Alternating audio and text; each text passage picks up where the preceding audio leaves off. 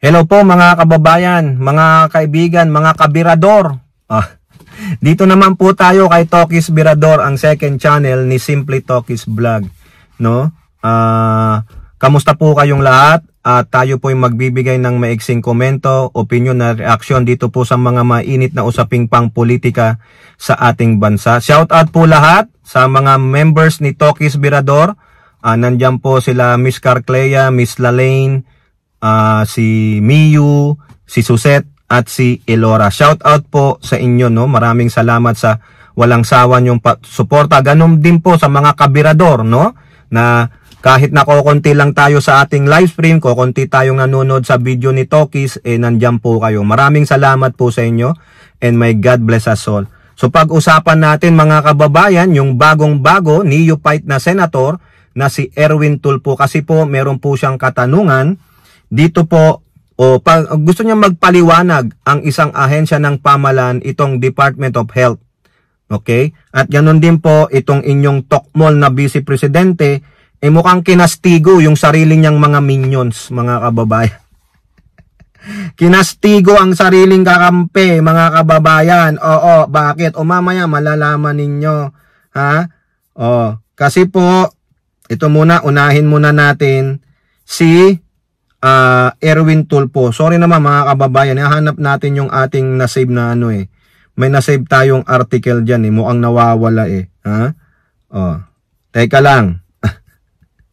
Nawawala po yung nasave natin ito po ang kay Erwin Tulfo. Sabi po dyan sa GMA News, Erwin Tulfo seeks clarity from DOH on indigent patient funds. Kung maalala ninyo, yung grupo po ng mga private hospital through their president nagsalita na meron palang arrears, merong pagkakautang ang DOH ng milyong-milyong piso dahil hindi nga po nagre-remit ng bayad ang DOH sa mga pasyente na tinignan nila, nagpa-hospital sa kanilang hospital ng mga indigent patients.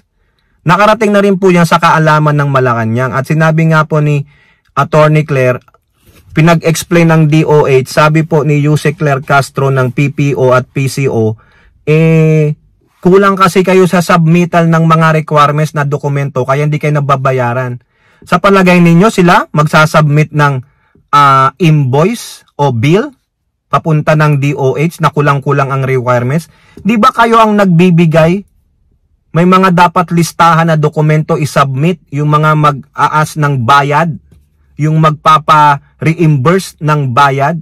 Sa palagay nyo, magsasubmit sila ng kulang-kulang, di kasalanan nila. So therefore, kasalanan pala ng mga hospital. Hindi po ako naniniwala. Alibay lang yun, mga kababayan.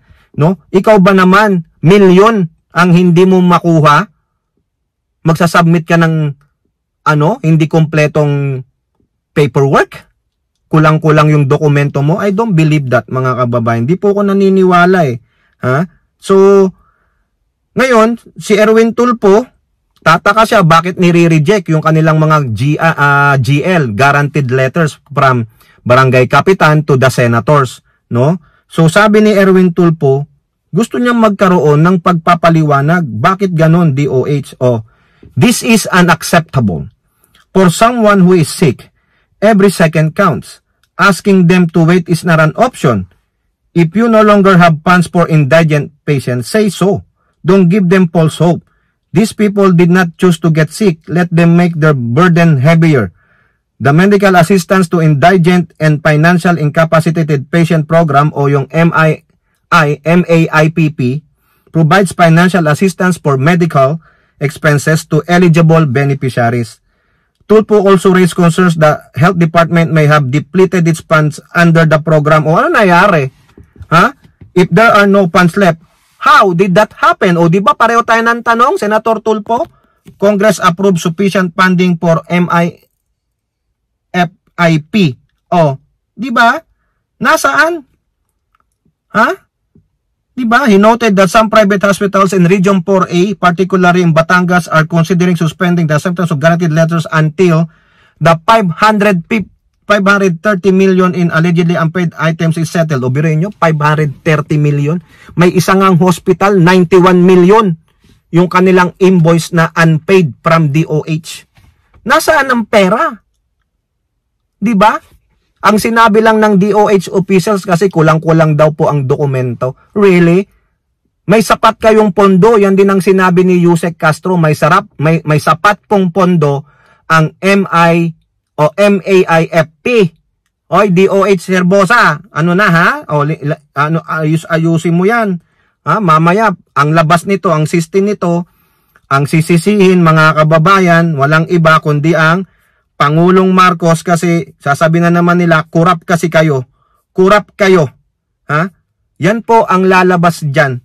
Sasabihin nila. No? O now, mga kababayan, mga kaibigan, pasok naman tayo dito sa sinabi ni Sara Duterte tungkol dito sa larawan na kung saan si Digong daw po ay nasa hospital. Pinapakalat po ito. O sino nagpapakalat niyan?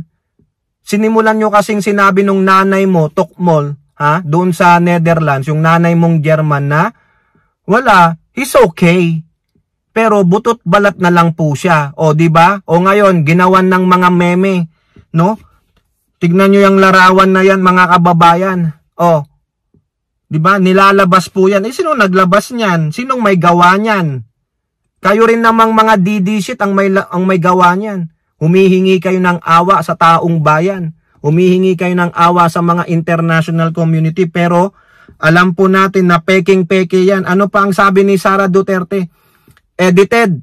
Sara Duterte debunks viral photo of dad in hospital. Ayan po ang ulat sa Inquirer. Oh, nakakahiya, di ba?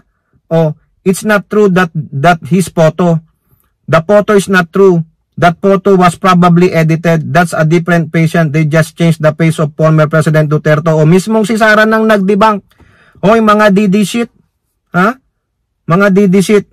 Huwag kayong gunggong. Huwag kayong talagang mga fake news vlogger kayo nanghihingi lang kayo ng awa Ha?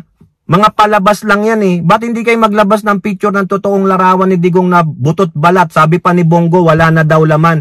Ayun ang pagkakaalam ni Bongo doon tungkol doon sa isang anak ni Digong kay Hanilet. Wala nang laman? Wala na. Pag wala nang laman, ano na yung Bongo? Ha? Ano na yun? Patay na yun. Gunggong pala kayo. Mahilig kayong gumawa ng drama. Parang lang yung nandoon siya sa show niyang gikan sa masa para sa masa na nakatungkod.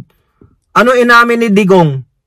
Lumalabas ang katotohanan sa bunganga ni Digong madaldal din Ha? Ano sabi niya? Drama lang to. Yung paghawak niya ng baston, drama lang pala para maawa kayo kay Digong, para yung mga gunggong ng mga minions nila ipapakalat. Uy, nakakaawa naman si Tatay Digong, tignan niyo, nagbabaston na. O lalo na ito, kasalanan ito ng nanay ni Tukmol. O di ba? Sinabi niya butot balat na lang. O ayan, ginawang kayo ng picture, nagnakaw pa ng picture ng taong dapat lang nakaawaan. Si Digong hindi po kaawa-awa yan, sarap pa na kinakain yan sa kulungan.